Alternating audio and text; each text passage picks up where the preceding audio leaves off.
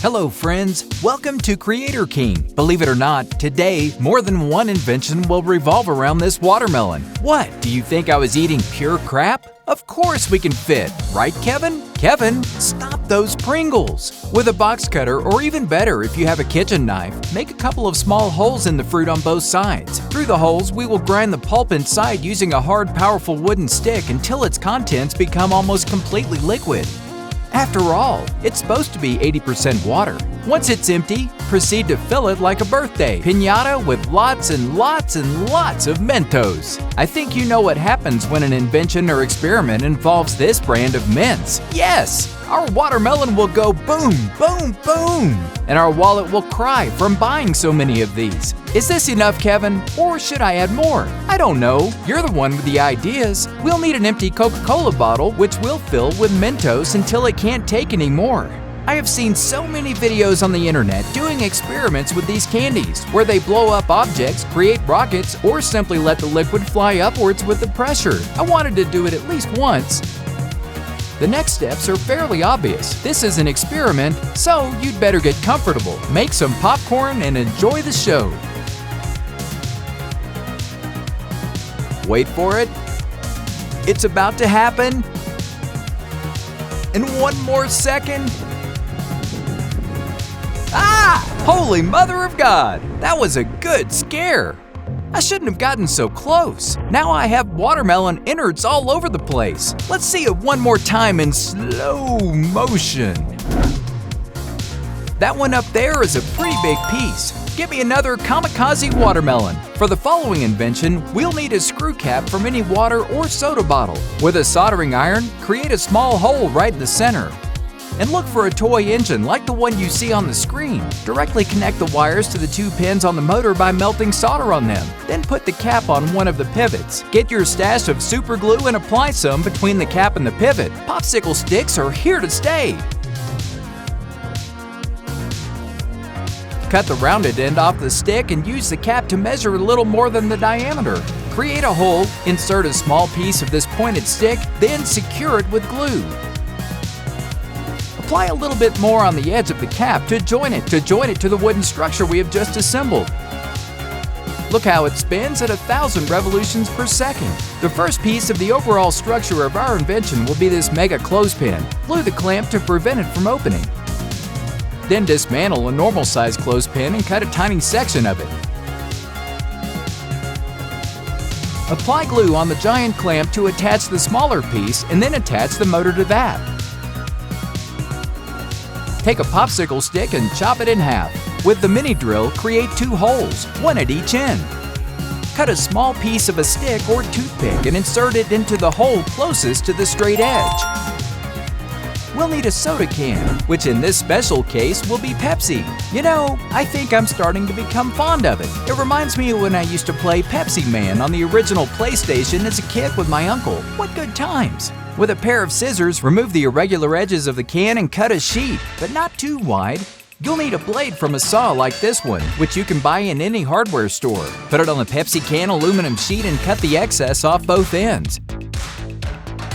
Wrap the blade in the aluminum, being careful not to prick your fingers with those little sharp teeth. Once you've molded the aluminum piece like a gum wrapper, apply super glue and attach it to the huge clip. Then attach that piece that we assembled previously. Mark the saw to the measurement of the sheet with a permanent marker. And then cover that piece with several rounds of adhesive tape.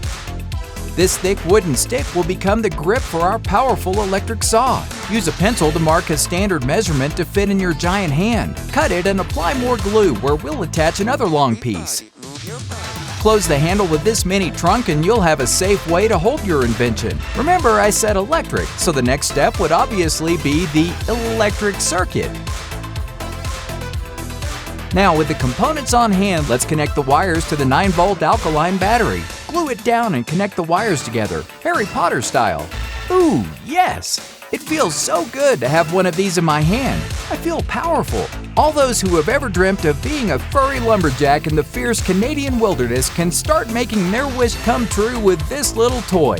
The next invention is used for peeling instead of cutting, but in a much more comfortable way than with a normal peeler. I'm always making your lives easier. What would you do without me?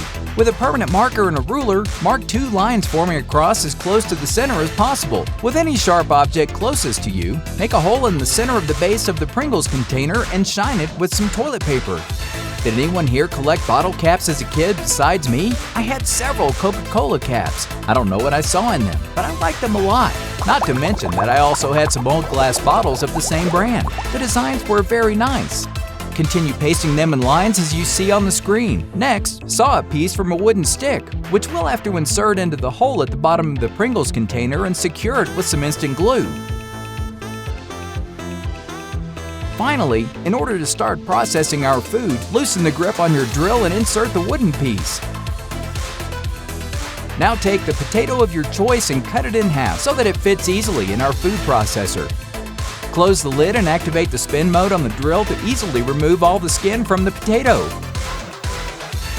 Just looking at it makes me dizzy. Open it and we'll have a perfectly peeled potato ready to snack on. Plus, it comes apart for easy washing. Just pour water in it and shake, shake, shake until all the peels go down the drain. If you call within 30 seconds, you will receive a 1% discount on the purchase of your Peeler 3000. I told you we would use more than one juicy watermelon. Good thing I have several of them. It's one of the only fruits I like. We'll need the metal plate from this scale or any round lid with a similar diameter to mark the tremendous hole we'll make in the fruit. Trace it with a permanent marker and then cut the peel with a box cutter. It may be a little difficult to do with this tool, but I didn't have a knife. I've been so busy these days I haven't even washed the dishes, nor cleaned my room. I think the other day I saw an opossum climbing through my dirty clothes. Maybe I'll adopt him as a pet. I'll call him Ozzy. Obviously, we can't waste all that pulp and watermelon juice. As my mother would say, there are too many children without food for you to be throwing it away. So let's empty it into a container to snack on later. Speaking of her mothers, we need to take her aluminum foil from the cupboard without her noticing and cut a piece to put it in the empty watermelon rind so that it can better withstand the heat. Yep, we're going to fill it up with tons of matches. What? What do you mean you don't think it's a good idea? Look, when that nagging voice in your head tells you not to do something and makes you hesitate, say it out loud. Silenzio Bruno! Once we've unpacked the matchboxes, open them and cut the heads off with pliers into a large metal container. I hope you have sturdy hands, as it will be hard work to cut and we're going to need a lot. Once you've filled the jar with the matches, discard the matches and funnel the heads into the watermelon until they almost overflow. This looks exciting! All that remains is to seal our little experiment with more aluminum and prepare the piece that we cut off at the beginning. I hope you didn't throw it away. Draw a circle on it with a marker and cut it so that we can insert the wick.